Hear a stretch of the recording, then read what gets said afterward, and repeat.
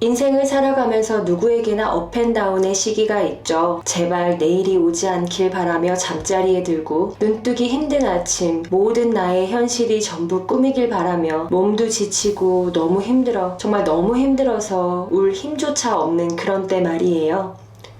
나를 둘러싼 환경은 도저히 바뀔 기미가 안 보이고 도대체 이 상황이 언제 끝날지 출구도 안 보이는 그런 때 두렵죠. 언제까지 이어질지 모르는 이 현실은 도대체 언제 끝날지 모른다는 점에서 두렵습니다. 언제까지만 이어지고 어느 지점에 이르러서는 탁 하고 밝은 미래가 있을 것이라는 확신만 있어도 우리는 좀 더 버틸 힘이 생겨나고 이 고단한 현실을 이악 물고 참아낼 수 있는데 말이죠. 그러나 삶에서 그런 약속은 눈에 보이는 것이 아닙니다. 그렇기 때문에 힘든 상황에 빠져있는 사람은 그 한 걸음을 더 내딛는 것이 무척이나 어렵습니다. 그래서 우리는 이런 영상들을 찾아봅니다. 운이 바뀌는 시기, 운이 좋아지기 직전 나타나는 징조들, 도대체 나의 이 운이라는 녀석이 언제쯤 좋은 방향으로 바뀔 것인지. 그러나 그 속에서도 답은 없습니다. 언제까지만 운이 좋고 또 언제부터 운이 좋아질지 영상 속에서는 알려주지 않기 때문이죠. 제가 지금까지 살아오면서 경험하고 느낀 바에 의하면 운이 좋고 좋지 않음은 그 당시에는 체감하고 알아채기는 어려운 것 같습니다. 적어도 저는 그랬던 것 같아요. 당시에는 운이 참 안 좋았다 생각했던 일도 시간이 흘러 지나 보면 오히려 그래서 진짜 다행이었다, 운이 정말 좋았다 싶었던 일도 있었고, 또 반대로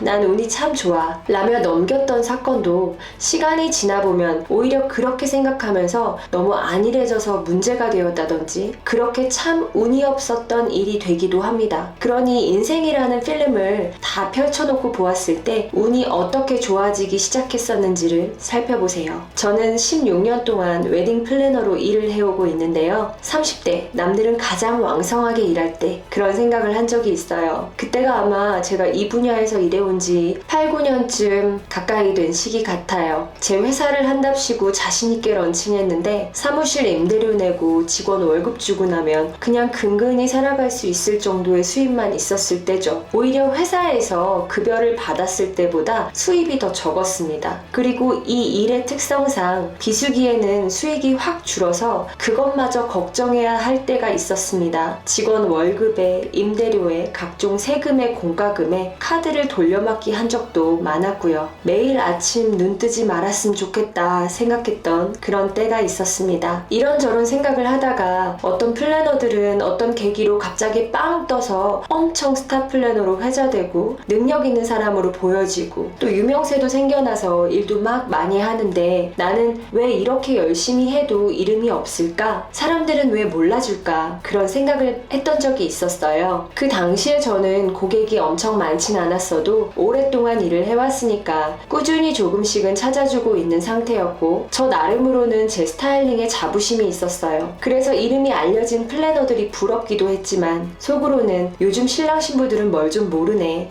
그냥 저 사람은 운이 좋았었던 것 뿐이야, 이렇게 자기 위로를 했었죠. 인정하지 않았던 거예요. 그래도 저는 제 일에 대한 자부심은 있었던 것 같아요. 저를 찾아주는 사람들에 감사했고 무엇보다 이 일이 재밌었거든요. 그러니 그런 어려운 상황 속에서도 계속할 수 있었죠. 그래서 그냥 했어요. 아니, 조금 열심히 했습니다. 일과 관련된 분야는 스스로 찾아서 공부도 하고요. 그렇게 플라워도, 스타일링도, 상담이나 화술도 배웠습니다. 그리고 인정하진 않았지만 그래도 유명 플래너들의 상담 후기들을 찾아보면서 제가 배울 만한 좋은 점은 따라했어요. 그리고 이런 점은 안 좋았다 라는 후기가 있으면 저에게는 그런 부분이 없는지 체크하고 있다면 고쳐나갔어요. 그러다가 어느 날부턴가 상담 문의가 평소보다 조금씩 많아지더니 어느새 한 4-5배는 늘더라고요. 갑자기 한 달 동안 40-50팀 이상을 상담하게 된 거예요. 이게 무슨 일인가 싶어서 오시는 고객분들에게 여쭤보니까 한 웨딩 관련 커뮤니티에 제가 진행했던 고객이 남긴 글이 와닿아서 신청을 하신 거라고 합니다. 그래서 그 글을 찾아서 또 읽어봤어요. 길지 않았던 글이었는데, 그리고 심지어 그런 후기 글을 쓰실 만한 분이라고 생각하지도 못했었던 분인데 그 글에 플래너를 물어보는 댓글이 엄청나게 달려있더라고요. 얼떨떨했습니다. 그리고 그 후기 글 하나로 저는 그 커뮤니티 내에서 소위 유명한 플래너가 되었고, 저에게 상담을 받고 가신 분 분들의 후기에서 또 한 번 웨딩계의 유재석이라는 임팩트 있는 별명을 얻게 되면서 제 입으로 말씀드리기엔 조금 부끄럽지만 스타 플래너의 반열에 오르게 되었습니다. 정확히는 나는 왜 유명해지지 않을까? 왜 사람들은 내 능력을 몰라주지? 라고 생각하고 반년도 안 돼서 벌어진 일이었어요. 제가 만약에 왜 나는 안 될까? 라고 생각하고 나는 해도 안 되는 사람, 그냥 이렇게 포기하고 대충 했더라면 어떻게 되었을까요? 다행히 저는 운이 좋게도 이 일이 재미있었기 때문에 포기하지 않고 계속할 수 있었습니다. 상황이 힘들었으니 하기 싫고 재미없는 일이었다면 아마 계속하지 못하고 포기했을 거예요.